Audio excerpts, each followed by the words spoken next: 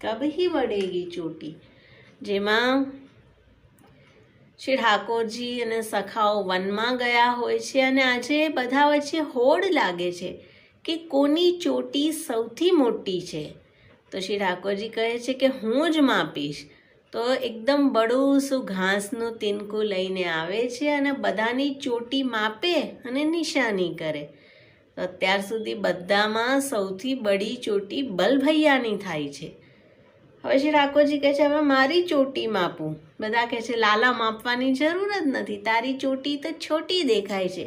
ઠાકોરજી કહે ના ના, હું બરાબર ઘાસથી માપું છું।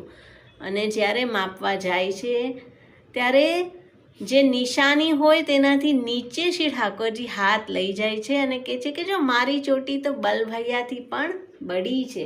સખાઓ કહે છે કે ના લાલા, તું તો ખોટું કરી રહ્યો છે। અને ઘરે આવી મૈયાને ફરિયાદ કરે છે કે આજે ફરીથી બધાએ મને બહુ ચીડાવ્યો। અને મૈયા કહે છે કે બલભૈયાની ચોટી એટલે મોટી થઈ છે કે રોજ દૂધ પીએ છે। અને હવે તો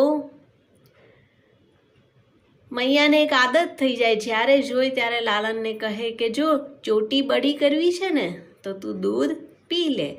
અને ઠાકોરજી કહે છે કિતી બાર મોહી દૂધ પીવત ભઈ, યે અજહુ હૈ છોટી।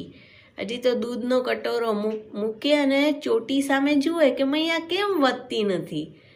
તો શ્રી ઠાકોરજીની આવી બાલ સહજ લીલા જોઈ મૈયા પ્રસન્ન થઈ જાય છે। આવા અનેક અનેક કીર્તનો આપણા સાહિત્યમાં રહેલા છે। શ્રી વલ્લભાધીશ કી જય।